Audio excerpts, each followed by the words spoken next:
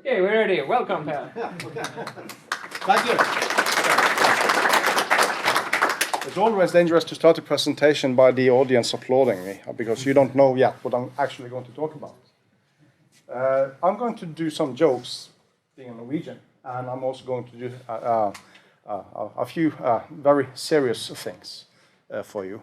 I titled the presentation like this: almost everything about passwords that Owasp won't teach you. And to kick off, I just assume that all of you have been reading these 4 cheat sheets and probably several others as well, right? Up you raise your hands. Everybody have been reading these? Okay. Matthias, could you just open the window because I have to get rid of a couple of people? Okay, please do read these. These are really good. They are not perfect. I have an intention to change maybe all of them. I have been talking to John Stephen, who is, at least for some of these, the main author of these. And changes should and will be made. And of course, just to kick off the bad humor of mine, things I hate: vandalism, irony, and lists. Now, this is my typical workflow for a day. Working as an independent security consultant in Norway and traveling around the world, I see problems. I don't really care about the stuff that works, because that's, it works. I care about all the problems, and especially all the problems that you are not aware of yet. And believe me, I am incredibly good at finding problems, vulnerabilities, design flaws, errors, all that kind of stuff. But I'm not a programmer, I'm not a developer, never been. I'm 42 years old, I'm actually the answer to everything. For a few more months. But I started out with a Norwegian Contiki 100 computer when I was 10 or 11 years old, running CPM. And I started learning programming by programming in Logo. I've had BASIC, Pascal, Fortran, and a few other languages in school. But honestly, after Notepad became uncool to do HTML coding in, I just gave up the entire thing. So I was actually using Notepad when I was working for the Norwegian television company TV2 in Norway. I created the first intranet and the first public web pages using Notepad. That was in 1994. And I still remember going online every day and checking out Yahoo, the What's News section. And some of the days I had to tell the news reporters that, well, I looked into the What's New list today, but there are no new websites on the internet today. So I'll get back to you tomorrow and see if there's something else. That was 1994. And of course, since I'm a little bit pissed because you beat us in the Olympic Games, I have to bring up this little chart. If you go to IKEA in Norway and if you want to buy a kitchen, they will give you this paper form looking like this, where you can say that you want this kind of sink and all kinds of stuff for your kitchen. And they ask you to create an account by writing down a username and password that you want to use online on IKEA to track your purchase order. Brilliant.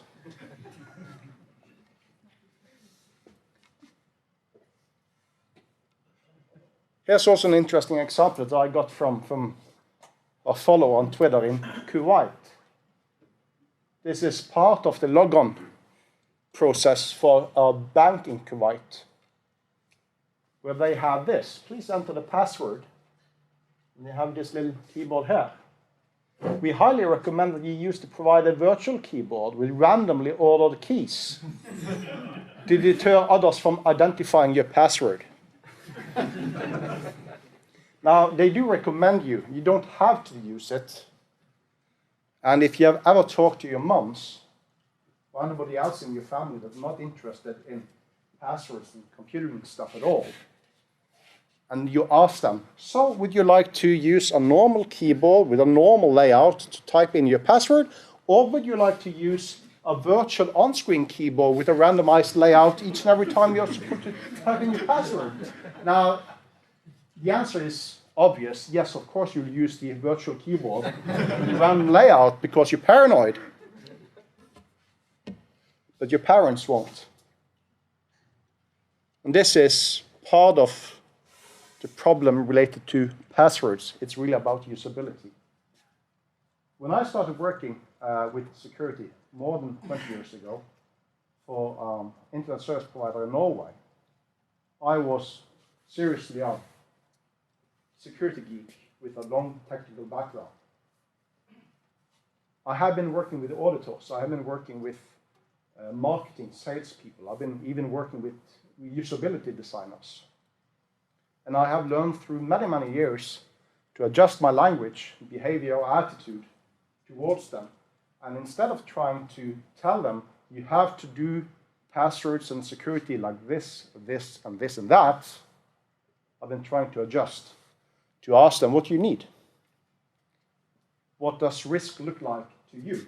What's your risk analysis? Do you know what risk analysis is at all?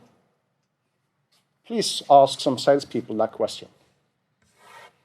Interesting responses.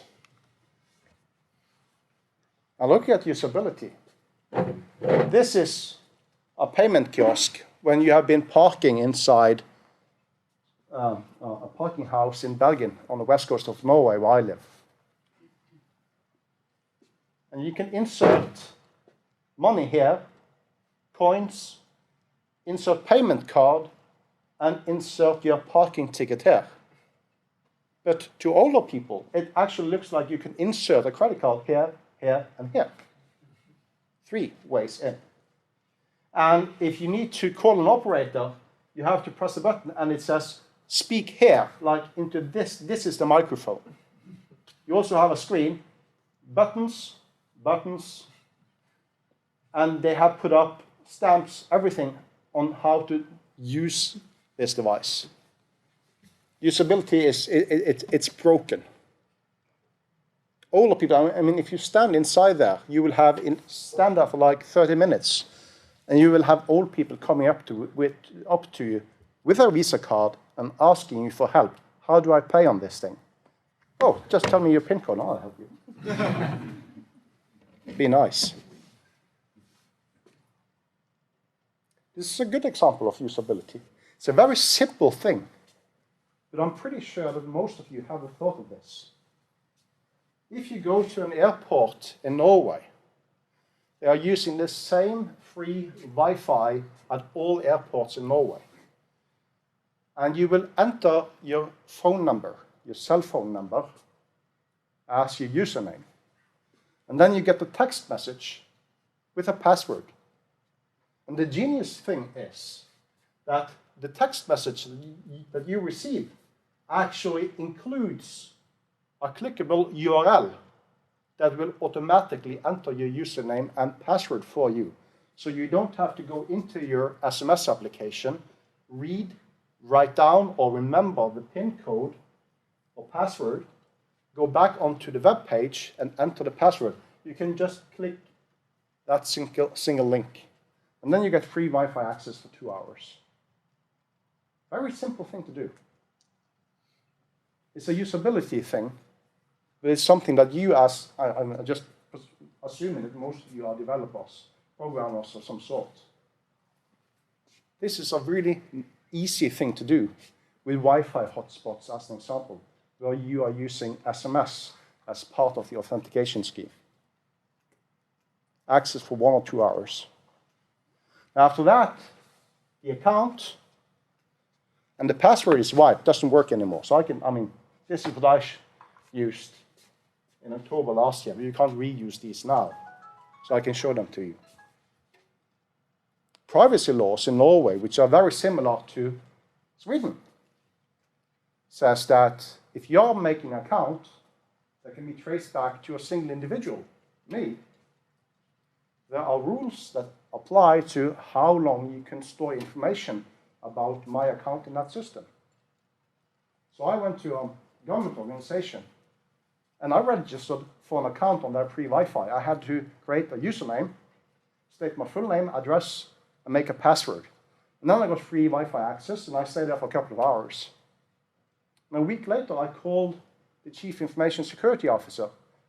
Hi, this is Per. I'm the password asshole from Bergen calling. And I was just wondering, according to Norwegian privacy laws, that account should be deleted if I'm not using it, and tracks or traces of me on what kind of web pages I've been visiting while using your free Wi-Fi should be deleted within, a reasonable time period, like a month, 2 months, 3 months maybe. What do you do? And he said, oh shit. A couple of weeks later, he called me back again and said, thank you. We never thought of that. And we actually had web surfing logs going like 2 years back in time, which is highly illegal to have because there's no specific need for having those logs anymore. And since we were having a username and full name, phone number, address, the information can be traced back to single individuals. That's illegal. Change my password. Oh, the password you have chosen is already taken. Please try again. Oh. Since you're all laughing, I don't really have to explain the problem with this one. Yeah. And just for the record as well, I mean, there are lots of experts saying that you need to have unique passwords, okay? Never reuse them. So I put mine on the back here. I mean, this one is mine, this passphrase. So please, none of you must use it because, I mean, it's a unique passphrase. So please, don't use it. What's this? Obviously, my name, phone number, and home address. And these are 4-digit pins. What do you think they are for? What is this? No. I actually use this and several other pictures as the lock screen background on my iPad, an iPod, and phone. Because, number one, if somebody finds my phone, which looks exactly like any other phone today, this information will tell an honest person how to return the phone back home to me. And if it's not an honest person, chances are that person will try one or more of these PIN codes to get into my phone. And guess what? It's not one of those. So when people say you should write down your PIN code, this is a good idea. I mean, use a marker and put it on your Visa card as well. Of course, don't write down your real PIN code, but write down another PIN code. And then suddenly they only have 2 attempts left to guess your PIN code. Simple. Very simple. And some of you saw this one a couple of days ago. Lots of heroin and problems in the UK. And this was on television, and when you zoom in, username emergency planning and password winter 14 with capital W. And if you go up on the left, authentication WPA2 PSK, password 6866786241. And this is not the first time that whiteboards containing usernames and passwords end up on television. Quite fun. And what if you went to visit a large commercial company where you are a customer and you have some kind of data stored with that company that is important to you? And when you come there to visit somebody at this company, you find this taped to the alarm system of the building. PIN code is 000 plus OK, and then reset and reset again. Okay, so does this note actually say that the PIN code to the alarm system in this building where you are keeping my personal data is protected by 4 zeros. And you have put it on a piece of paper in front of the alarm system.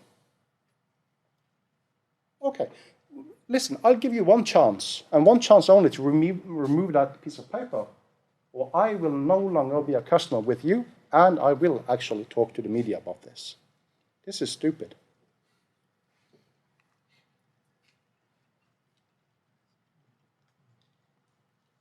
You can see what this is. Is there anybody here who would like to make a little bit of money before the weekend? I think there is. Go to Claes Olsson and buy some super glue. Really strong super glue. Go to a cash machine and put super glue around the red button, the yellow button, and the green button. And stay there until the keys are really stuck. And then somebody comes up to the ATM, insert the card, enter their PIN code, because everybody will type in the correct PIN code on the first attempt. And then they hit the green button to say, okay, enter, let me in. But the green button doesn't respond. So then they will hit the yellow button to wipe away the PIN code. Doesn't work either. And then they will press the red button to get the card out again. Red button doesn't work either. What do you do? I don't know about Gothenburg, but in Bergen, I mean, this will most probably happen when you're pretty drunk. It's of course raining outside in Bergen, late in the evening. What do you do? Most probably you will go away from the ATM and say, something is wrong. And the other item that you got from Claes Olsson was a hammer. Total expenses, 50, 60, 70 Swedish krona. I mean, everybody can afford that. Go back up to the ATM and hit the green button. PIN code accepted. Please choose the amount of money you want. 9,900 is the maximum you can take out in Norway. Cash, card, leave. I didn't say this. I was never here.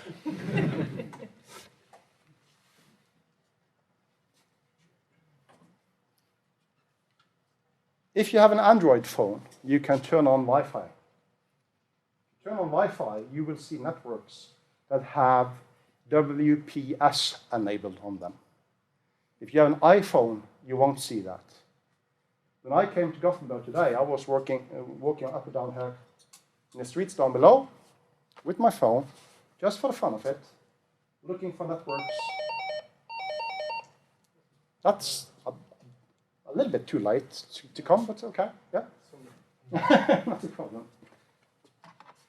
WPS is not vulnerability. It's actually supposed to be a very simple function where you can connect some device to your home router using WPS.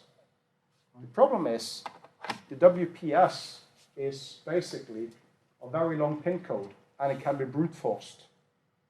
In some cases, you can brute force it as fast as within a couple of minutes.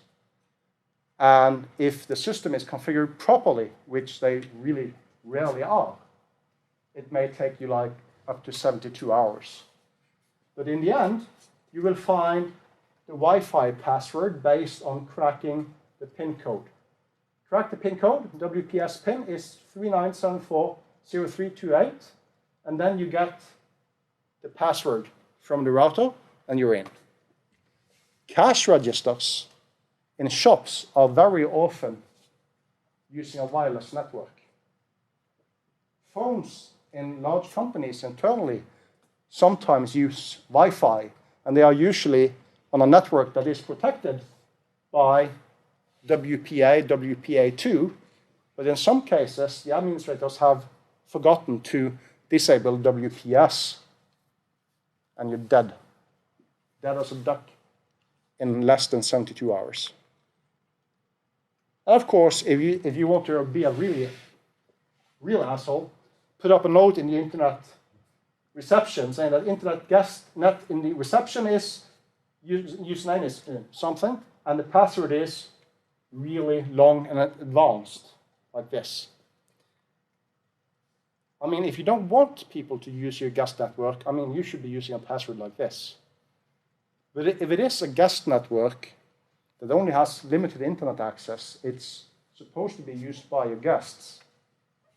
Why on earth will you be using a really long and hard password? Because the entire point is that anyone walking outside shouldn't be able to connect to your network, that easy. But in your reception or on a piece of paper like that, use a simple password. And if you change your password on Twitter, woohoo, your password has been changed. Please be sure to memorize it or note it in a safe place. Did I read that correctly? Twitter actually recommends you to remember your password or to write it down in a safe place. I've been saying that for many, many years. Please do write down your passwords. I'll get back to that later in my presentation. Now, I went to a school in Bergen with teenagers, approximately 190 of them. Most of them were 17-year-old. Some of them 16 and a half, some of them 17 and a half. And I gave them a little task. I gave them a piece of paper for each and every one. And I said, please write down your sex, male, female, alien.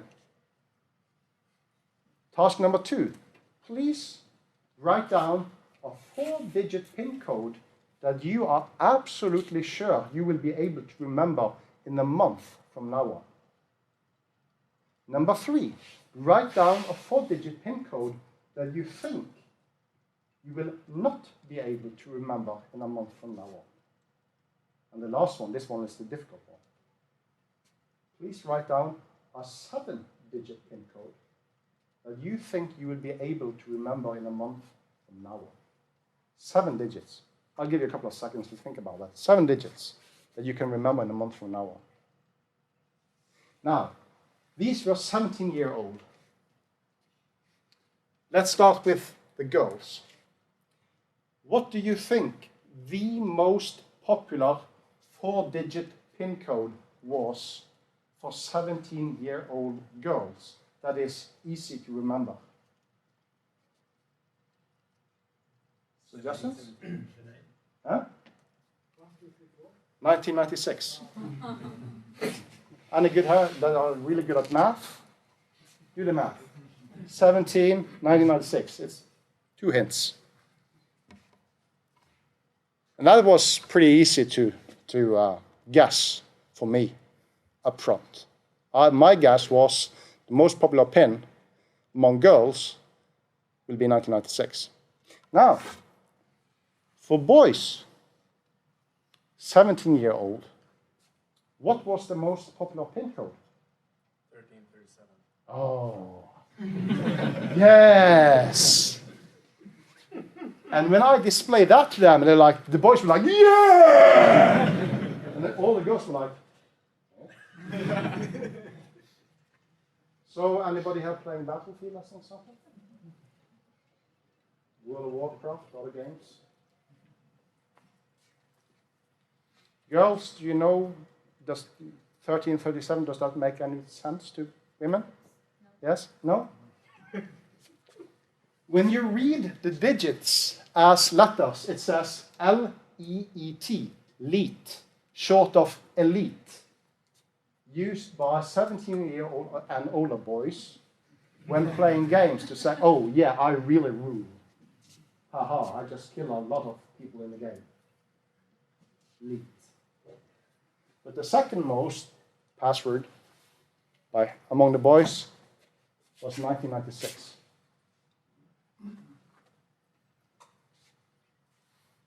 This is a data set from another group of people. This was actually with a group of cryptographers, professors, and PhD students in cryptography in Norway. Small group with 26 people. And I asked them to do these 4-digit memorable, 4-digit non-memorable, and 7-digit memorable pin codes. And we looked at the popularity of the different digits from 0 to 9. And using the number 6 is something that people will not do when they are supposed to create a memorable password, or, sorry, 4-digit pin code. Then the number 6 is the least popular digit to use. But if you look at, you're supposed to create a 4-digit pin that you can't remember, then they will not be using 0, as if 0 is, not considered random enough when you're supposed to pick a number from 0 to 9. And as you probably know, if you ask people, if I ask this audience to think about a digit between 0 and 9, most probably the most common number will be 7.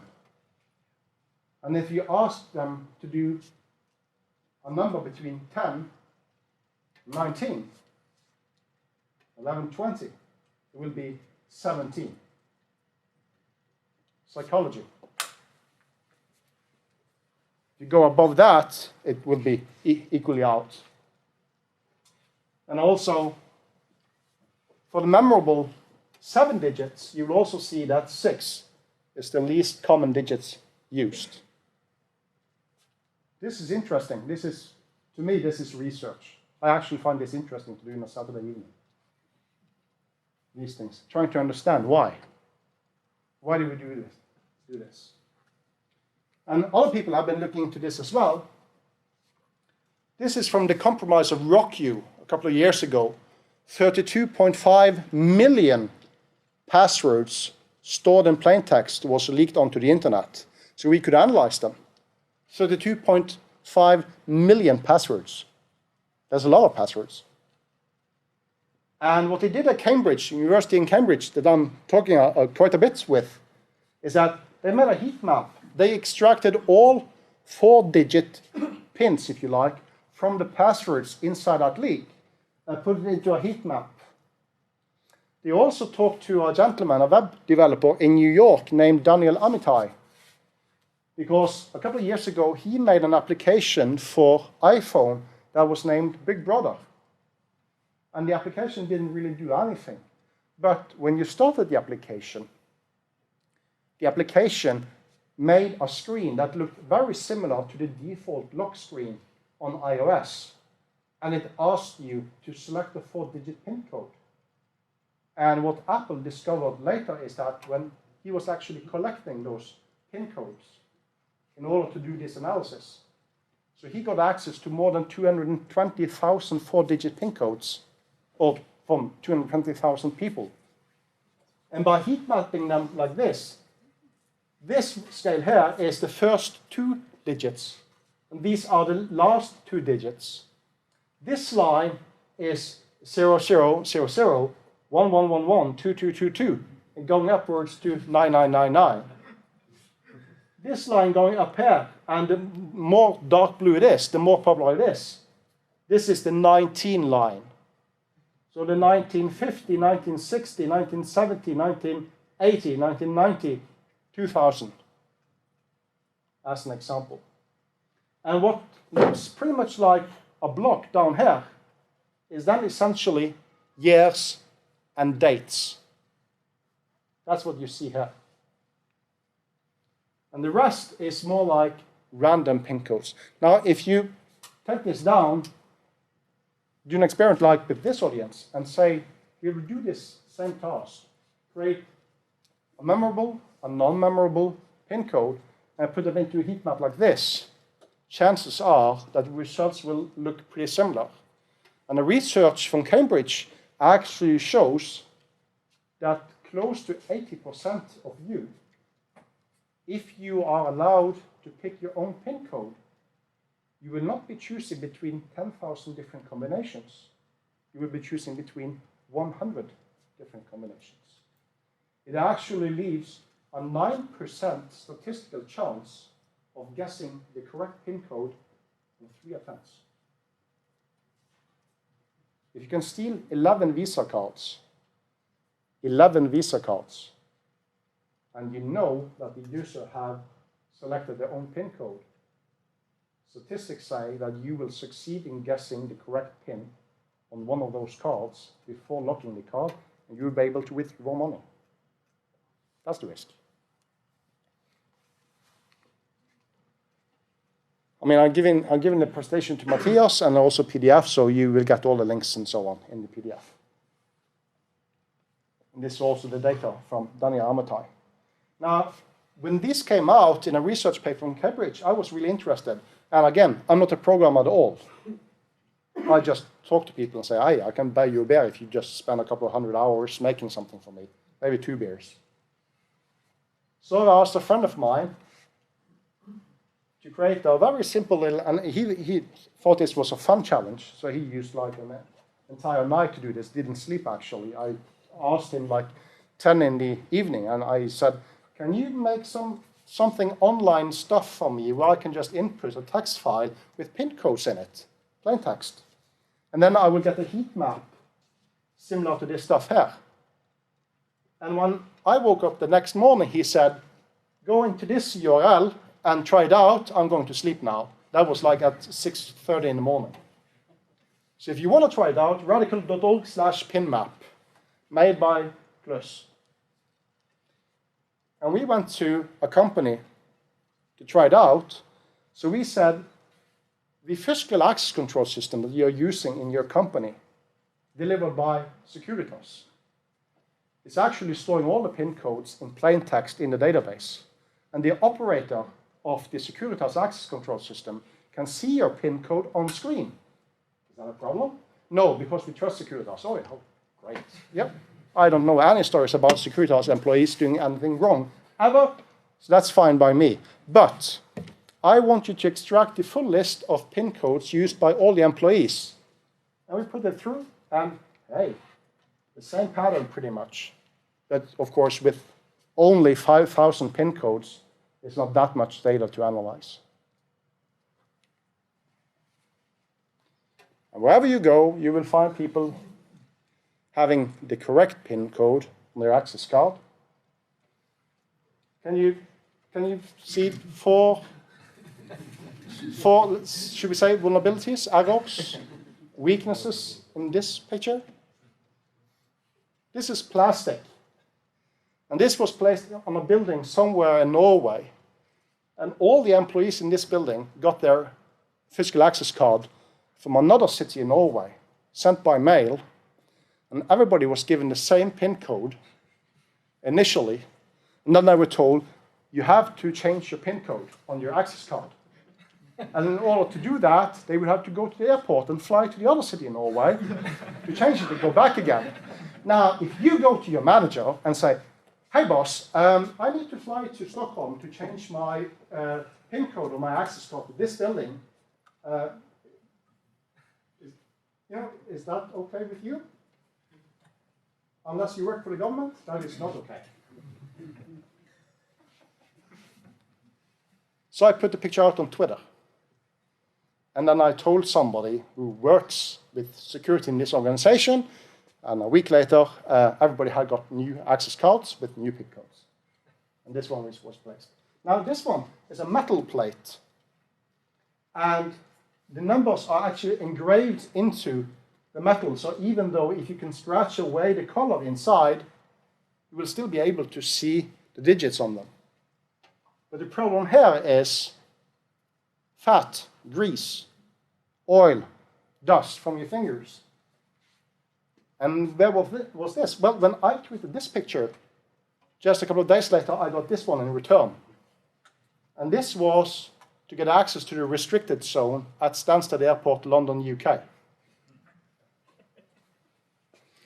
I don't know if you need an access card as well to get in, or if you just have to enter the PIN code. But suddenly it becomes a little bit easier to figure out the PIN being used. So guess what? You are predictable.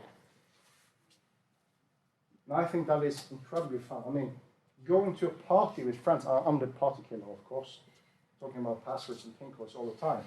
But a couple of weeks ago, I was at a party, and somebody that actually a pretty girl, asked me, so what do you do? And I was like, no, seriously, what do you work with? People, I said. Yeah, but what kind of work do you do? I work with security. Oh. Yeah. Any hobbies? Yeah. What? Oh, seriously? Yeah, I'm interested. Passwords. Okay. Something else? Yeah, pin codes. Still single. And I asked her, wild guess, I said. At work, you have to change your password every 30 or 60 days. That's correct, every 30 days actually. Wild guess, it's January now, so your password is January with a capital J 2014. She blushed. How the hell did you do that? Oh, you know, I know girls and men. It was actually a wild guess. But if you do like I've done for more than 14 years, tracking passwords, analyzing passwords with PIN codes, you do realize pretty soon that people will do things as simple as possible in order to get the job done. I'm pretty sure lots of you do the same thing as well. And what's the value for password then? Or PIN code? I mean, the PIN code, because again, I'm just assuming that most of you have a 4-digit PIN code on your phone. Is that good enough? What's your risk analysis in using a 4-digit PIN? Do you have any valuable data on your phone? Nah. Facebook, Twitter, Instagram, contacts, calendar, meetings. I mean, it's boring stuff. Really?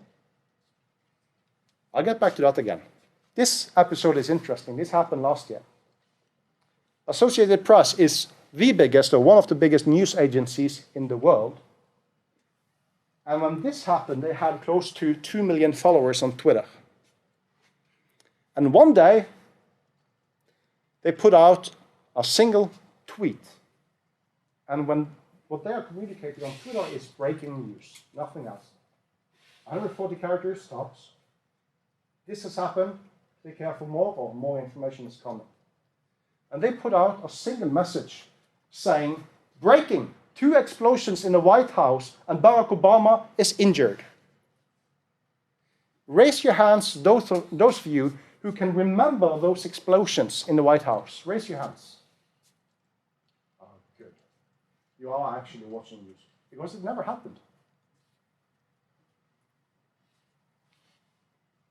That single tweet message had an interesting effect. This is the Dow Jones Index that day. Can you see Can you see something happening here? This one. That's when the message came out. I mean, the index goes much further down. This is the drop in the Dow Jones Index because of that one single message on Twitter. And there's a time frame until everybody knew that, no, this didn't happen. It's fake, something is wrong, and the stock market prices are back to normal again. Now, how much money are we talking here? Wild guess, come on. 1 billion. 1 billion US dollars? 136.5 billion US dollars. $136.5 billion. And who did it?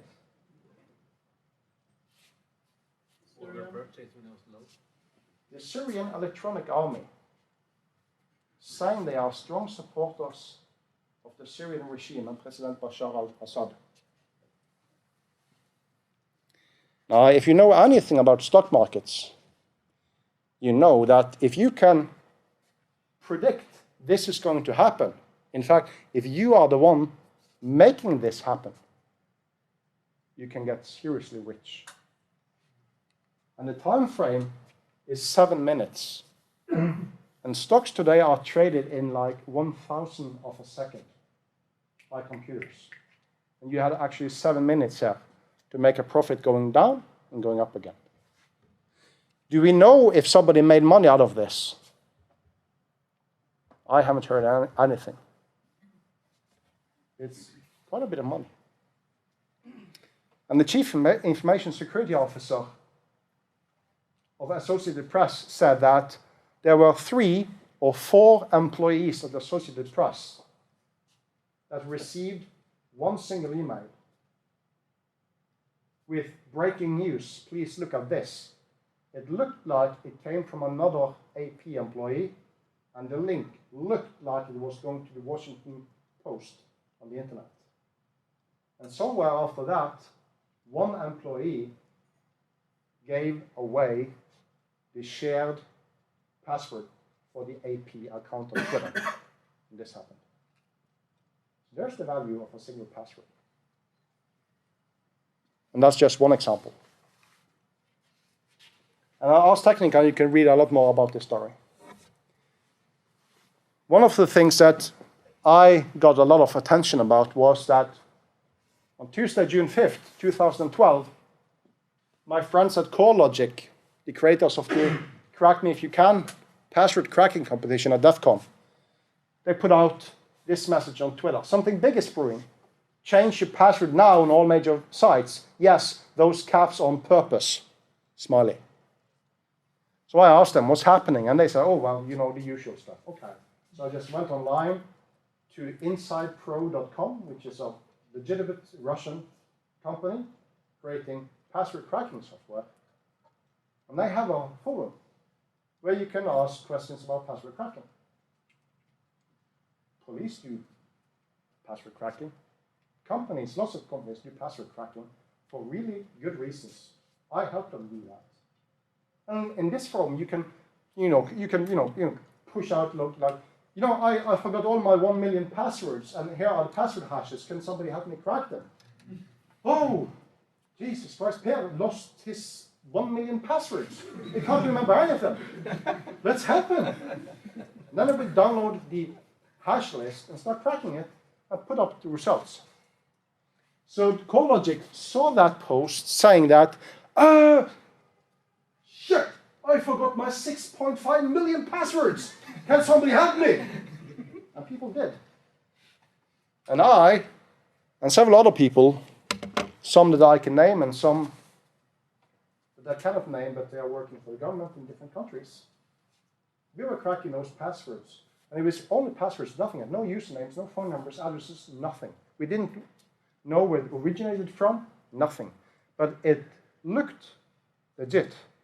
And we were trying to figure out how new or how old are these data, are they legit, where do they come from? So we were looking at, as we were cracking the passwords, we were looking at the passwords to find patterns, something indicating where do they come from. So we were searching for words like, Google, Facebook, Instagram, whatever words that are very popular, to see if they were used in the passwords, because people do that. The name of the service will very often be used by people in the passwords. And those things, Facebook, Google, and so on, we had very few instances of them, but the word LinkedIn was used by a lot of people. There you go. So then I talked to different computer emergency response teams, and I ran my own LinkedIn password through SHA-1, had a look at the hash value, and tried to find it in the leak, and yes, there was. And the same with other people as well. And then suddenly we had confirmed that this is legit, and this originates from LinkedIn. LinkedIn didn't answer the phone. They didn't respond on mail, on Twitter, nothing. So I thought that, well, instead of trying to be nice to LinkedIn, I want to be nice to all the people who have an account with LinkedIn. So I called the media, and I I had a really fun conversation with a journalist. He did a story, and later the same day, CNN called me and asked me if I had a couple of minutes because they wanted to have an interview with me. So I'm the guy who forced you to change your password in June 2012. I'm sorry. We learned a lot from those passwords. Like I just said, the phrase LinkedIn was the most popular base word used in passwords on LinkedIn, which is very easy to find. We also found passphrases like, "You'll never walk alone." Anybody here into football? Liverpool, maybe? "There is no fate but what we make," from Terminator. Okay? Heroes. And we also found, this one was quite fun. I mean, there's a musical by Lord Andrew Webber or something called Jesus Christ Superstar or something. But we found the passphrase, Jesus Chrysler Supercar, which is actually a rock band in the US that nobody had heard of before we found the passphrase used by one single person on LinkedIn. So now they are quite a bit more famous. And here's the world's first. This is even more interesting because just a couple of days before this happened, I was talking to a female professor in Norway who was doing a lot of work into association elements used by people when selecting passwords. Really interesting topic. And she told me that during a lab experiment at school with students, we found that a lot of students, this was the third most common association element used to create a password that you are able to remember, was the primary color of the logo of the website they were creating a password for. You never thought about that one before. And then suddenly LinkedIn happened. So I asked my friend in the US, Jeremy Gosney, who was doing the majority of the password cracking of these LinkedIn hashes, look through the passwords for the words like blue, white, yellow, green, black, so on, orange, and see how many instances you can find of every single color word. And the most popular color word used was blue. And the primary color of the LinkedIn logo is blue. Now, this could be a coincidence because research shows that the most commonly used color on the internet is blue. But this is the very first indication that we have saying that this association element is often being used by people. So when designing a web page, especially the page where you say, please create a password for yourself, if you have any icons on that page, if you have pictures on that page, like of a horse, a correct horse battery staple, on that page, chances are people will be using some of those elements as part of the password because it becomes easier to remember. That's something that you, in a way, should give a thought when designing your next web page. So let's look a little bit at usability surrounding passwords and related stuff. Using my iPod, I tried to make an account with Flickr, which is Yahoo. And solving a CAPTCHA on an iPod, I sat down in the evening and said, I am gonna make it. And I somewhere in the order of 30 to 35 attempts, and then finally I managed to solve the CAPTCHA on the screen with my rather small hands, really. So next time you're designing anything where you're supposed to create an account, please keep in mind that people will be using iPods, iPhones, or even smaller phones. And solving CAPTCHAs on small screens, no. Figure out something else. Keys too small, fingers too big. As soon as you go mobile, people will be using, or they will be preferring, short passwords, or even better, just 4-digit PIN codes. There's a big difference between creating an account on a web page with a full keyboard in front of you and creating an account using your phone. So depending on where you expect your users to create their own account, please do keep in mind if you should force them to use a full keyboard or PIN code. This is from Dropbox. There's an option here to turn a passcode on so that when starting Dropbox, you need to enter a 4-digit PIN to get into Dropbox. But during the introduction on how to use Dropbox, there's no mention of this option at all, and there's no mention of the erase data. Erase all Dropbox data from this iPod after 10 failed passcode attempts. In my opinion, during the introduction on how do you use Dropbox, how do you use this application, you should have information about the opt-in security features of your application as well. Otherwise, most people will not be using them. And as Dropbox does, you can only have a 4-digit PIN. So what are the chances people will be using the same PIN on Dropbox as they do on their phone? Well, I haven't really done any research into this, but to me it's pretty obvious. It will be the same PIN code. Anything else will be more difficult. So if the day comes where you have actually been able to convince your employees, your family, to use something else than a 4-digit PIN code on your phone, and then they start using Dropbox, they will say, oh, so now I need a password on my phone, and I can only have a 4-digit PIN on Dropbox, then they will go back to using a 4-digit PIN on the phone as well. And Foursquare also is interesting. Setting up an account on my iPod again, name, email, password, birthday, gender, phone is optional. And instead of entering my email twice, like many websites do, you just enter it one time, and then when you click next step, they will give you a pop-up box. Did you enter your email correctly? No or yes. Less typing, a quicker process to get through. That's good.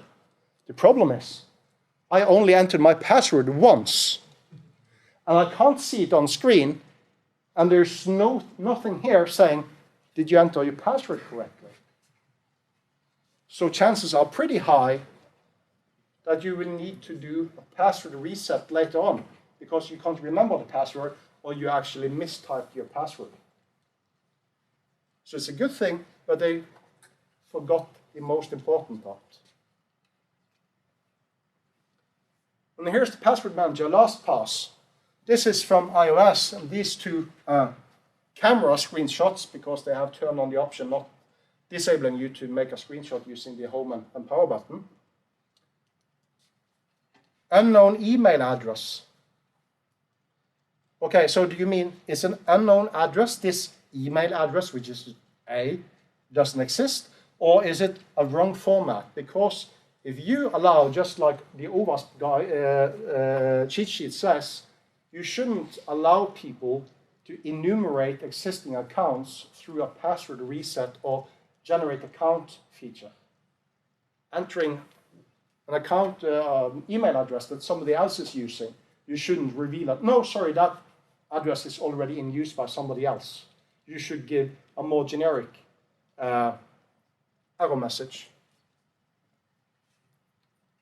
And by default, this option I'm going to talk about now exists on iOS. It doesn't, no, sorry, on Android, doesn't exist on iOS.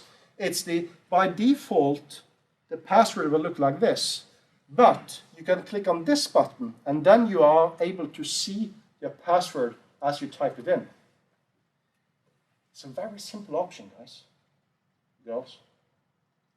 But almost none of you have ever thought about implementing this, and especially, again, on mobile devices, an option that will allow you to see your password entirely when you type it in. It's a really good idea. And quite honestly, if I'm sitting with my phone at an airplane, in the airport, on a bus, anywhere, and I'm sitting like this and creating myself an account, you have to be pretty close to me be able to see my password on screen. And if you are that close, and I don't really care, it's like, you know, oh, hey, yeah, that's okay. So displaying the password on screen, maybe by default, in my opinion, that's a good thing to do, especially on small screens, mobile devices. And here's one of the simple tricks that I'm showing to people. I went to my own mother and said, Mom, I think you should have something better than a 4-digit PIN on your phone. And she teaches nursery and have absolutely no interest in computer stuff at all, ever. And she's like, no, because using a password is not, those keys are way too small. Okay, so look at this then.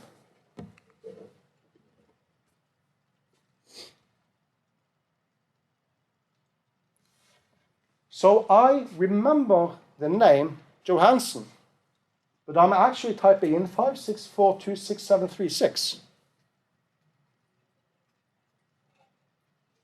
based on the fact that the letters are here with the digits.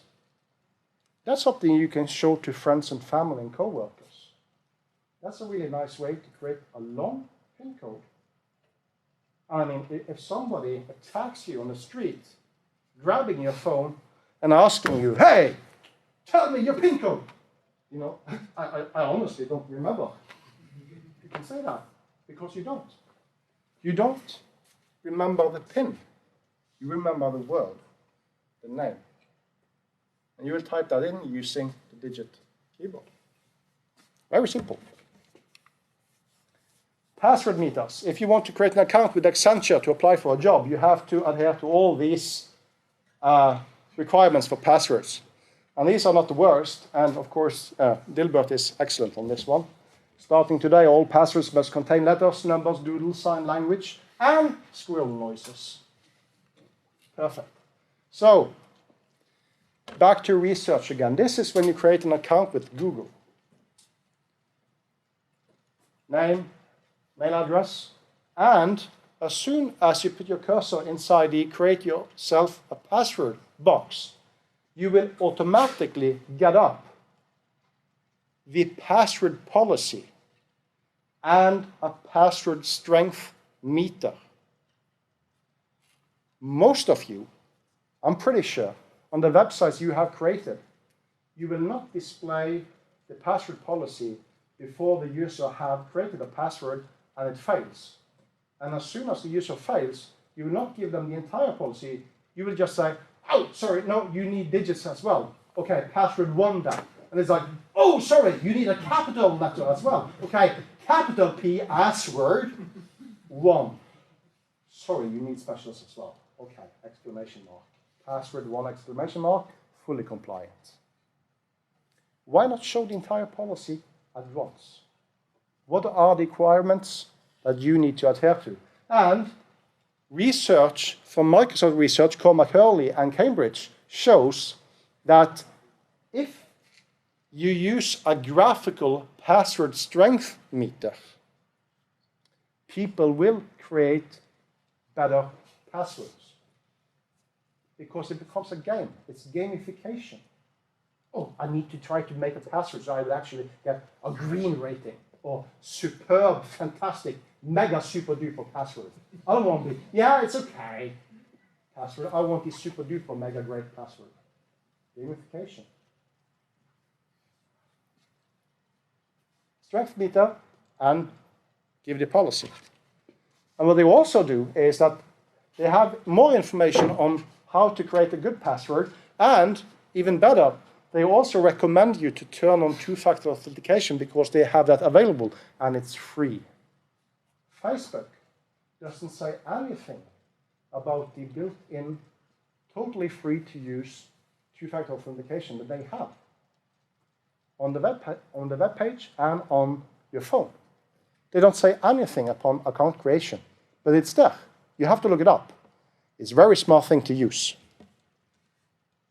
So this is Google. I mean, to me, Google are the best, or one of the absolutely best, when it comes to having a really good process of account creation, password reset, account management, and so on. With Facebook,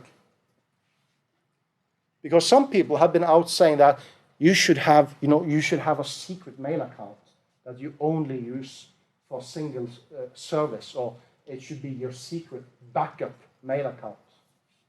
But if you go to the forgot password function with Facebook, you can enter an email address, phone number, username, or full name in here. And test user from me, send a link on email to reset your password, and they have masked the mail address, both the username and the domain, but the number of mask characters equals the numbers in the domain. So it can be, actually, if you know anything about this person that you're trying to attack, it can be pretty easy to figure out the email address. And then you need to get access to the email address in order to do the password reset and get access to the account. But here's another user. Send an email or send a code by SMS or get a code from my smartphone. So this user has actually turned on the Facebook two-factor authentication. Well, then this user will be pretty hard, maybe impossible, to get access to this person's account on Facebook. So Facebook, and this is a trade-off between usability and security.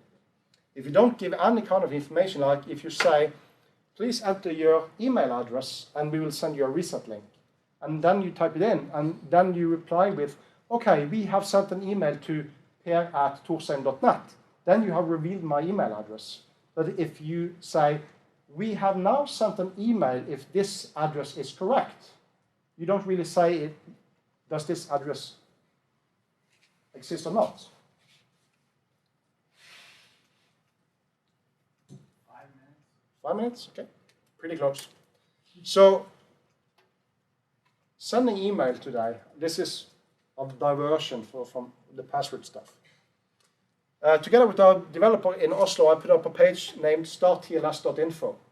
And what we are doing here, it's a free service to use, and what we are doing is we are analyzing SMTP servers to see if they are supporting the use of starttls, which is defined in RFC 3207, which is user transparent opportunistic email encryption between two SMTP servers on the internet. And it's pretty fun to look at that, like Forsvarets radioanstalt as an example in Sweden, or certe.se doesn't offer this option, and it's a standard that originates from 1999. So go in here, type in a domain, see the results, and laugh. Now, we need a little bit fun again about passwords in the ending. Operation Face Factor. I've told this story many, many times, so bear with me if you've seen this one before. Me and a friend of mine got a unique opportunity. We got access to 5,000 headshots, pictures of people from physical access cards. And we also got their passwords and other information about them as well. So we sat down a couple of evenings and categorized from the pictures, male or female, whether wearing glasses or not on the picture. Contacts we can't see. The glasses we could see on these pictures. Hair color, no hair, blonde or super blonde, brunette, redhead, or the distinguished silver fox color. And we also looked at facial hair. No mustache, small beard, full beard, what we call the porn donut. I don't know if you have that in Sweden. And looking at the pictures of these guys with beards, we saw that we needed the additional category of Unix guru. That's, we usually say hair out here, and also a beard like this. And maybe coupled with, with a shirt from the 70s or something. And then we could analyze, and we could do queries. Who have the best passwords, men or women? Redheads or blondes? Unix gurus. And this is really fun. Because women prefer length. Period. Women, on average, had the longest passwords. Sorry, guys. But men prefer wider selection, or entropy. So men were using a different or bigger key space of characters compared to women. And the Unix girls had the absolutely worst passwords of the world. I have to say that most of these guys were actually mainframe operators. But, you know, they looked like Unix girls. They looked like Richard Stallman, pretty much. Most of them. Any redheads among us? Female redheads, best passwords. Quite fun. So, LinkedIn. LinkedIn got hacked, seriously hacked, and a year later the stock price had more than doubled. And they went from 120 million accounts to 160 million accounts to 200 million accounts. So whatever kind of security work we do, trying to make security better, in some cases, it's a good thing to get hacked. That's what happened to LinkedIn. And as a friend of mine in the US said, you should get yourself a lawyer and sue those bastards and say, you want a part of the money because you told the world, and then the stock price went up. PasswordsCon is happening in Las Vegas. We are co-locating with B-Sides Las Vegas on August 5 and 6. And we're also going to do the conference in Trondheim in Norway in December, 7th and 8th of December. And I took that picture in a very large penthouse suite while discussing hash algorithms. I don't understand why I was discussing hash algorithms when I took that picture. But I did. And after taking the picture, actually, for some reason, again, I actually continued to discuss hash algorithms, and they left. But Las Vegas is great fun.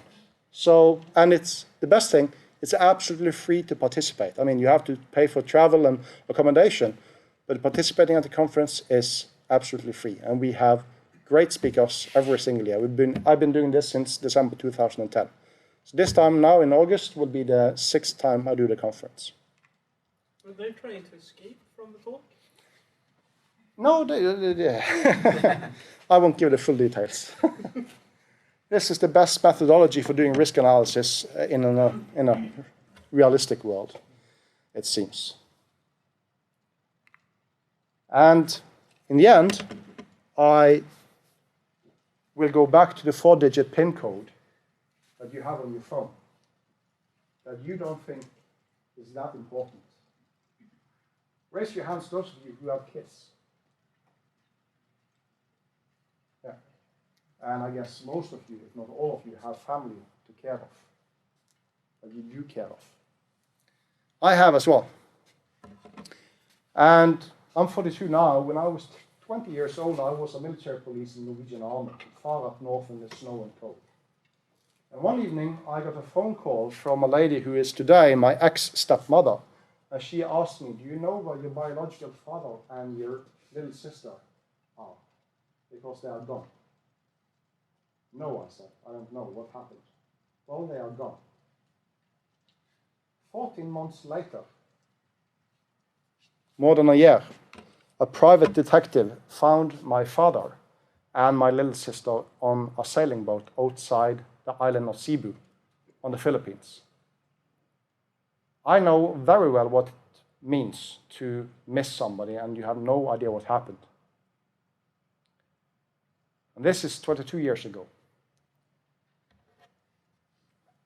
A year ago, there was a girl who disappeared in Oslo.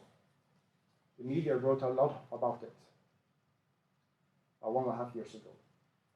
And a newspaper called me and said, there's lots of discussions now that the police are trying to get access to this girl's Facebook account. And they're trying to get into her phone to look for evidence. Where did she go? Did she make any new friends? Did she receive any messages? Did she send any messages that are of interest to the police in order to find her? And that was a tough phone call for me personally. Somebody know a Mac who can actually control this? Escape. Escape. Oh, that is. Ooh. Usability. Don't. And the quick time icon, I guess. I'll just double click the, yeah. Yeah. And a little bit after that episode, I walked to my brother-in-law and asked if I could have a chat with his teenage daughter. She's 15 years old now. And I asked her if she would like to be the star in a small video for me. And she said yes, she would help me because I explained what I want to do. And this is the video. It's called To Our Young Ones, to the youth. Our teenagers. It's a minute long, and it looks like this. Let's see if it works.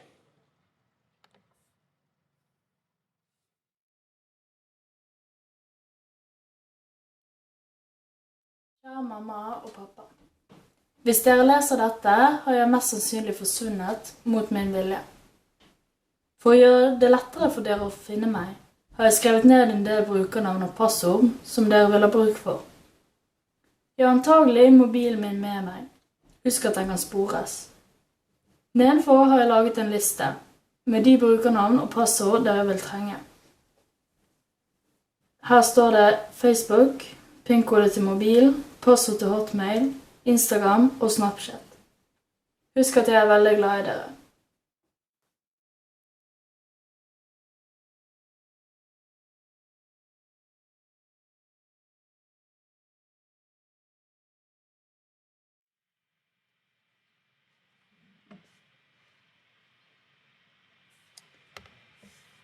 Electronic evidence, electronic traces are becoming increasingly important in order to find people that have gone missing. And that single PIN code for your phone, that password for your email account or Facebook account, to you, your family, your friends, and your co-workers, if they go missing, if they die, get sick, can actually help save lives. And to me, I really don't care about my Facebook account getting hacked if it can save my life or somebody else's. And that's why I think you should write down your passwords in some cases. That's why I think passwords and key codes are actually incredibly important. Thank you.